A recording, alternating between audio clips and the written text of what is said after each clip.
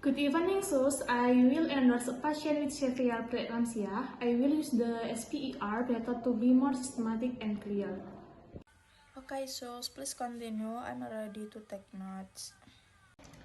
Okay, here I will start with a patient named Miss Siti, 32 years old, G2P1A0, 34 weeks gestation, diagnosed with severe preeclampsia. Her current condition is quite stable, but still under close monitoring in the obstetric intensive care unit. The patient is still undergoing antihypertensive therapy and seizure prophylaxis. Okay, so the patient with severe preeclampsia is under intensive monitoring. What about the patient previous history? Pregnancy history, second pregnancy, first normal delivery, no previous history of hypertension, complaints of admission, severe headache, blurred vision, epigastric pain, and extremity edema.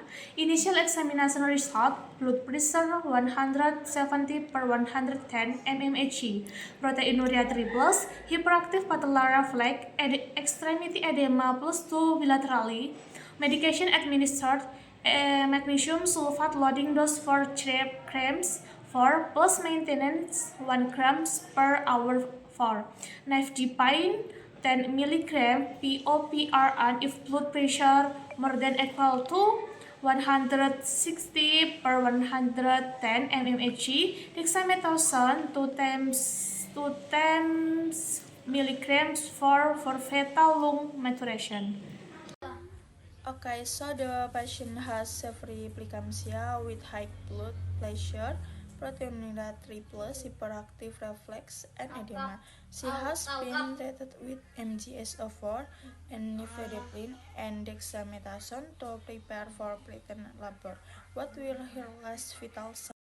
Recent vital sign, blood pressure 150 per 100 mmHg after nifedipine administration. Pulse 88 times per minute, temperature 36.7 degrees Celsius, respiration 22 times per minute. Patellar reflex is still hyperactive, no sign of eclampsia yet.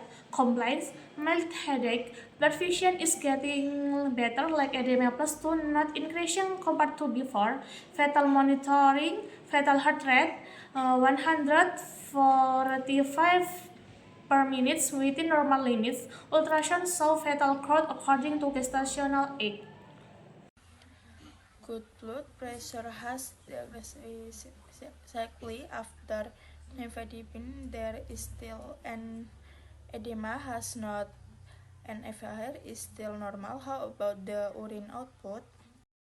Last urine 6 hour 250 cc, still within the limit but should be monitored for risks of oliguria. Monitor blood pressure every 1 hour. If more than 160 per 110 mmHg, give nifedipine PRN as instructed. Monitor for sign of eclampsia if seizure, loss of consciousness, or worsening epigastric pain occur, report immediately. Monitor patellar reflex every 4 hours if reflexes are severely decreased or there are sign of hyporeflexia. Discontinue magnesium sulfate and report.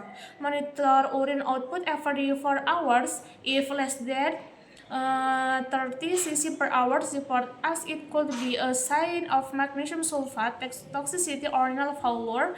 Evaluate for sign of preterm labor.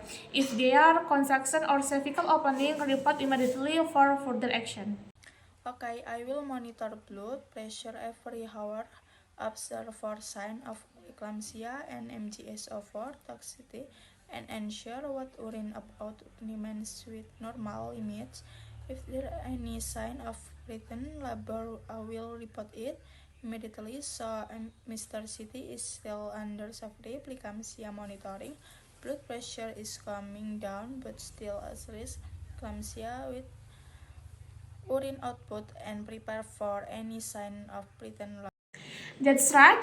If there are significant changes as seizure, uncontrolled blood pressure, or oliguria, report immediately for further evaluation. Okay, thank you for the surgery. I will continue monitoring the patient.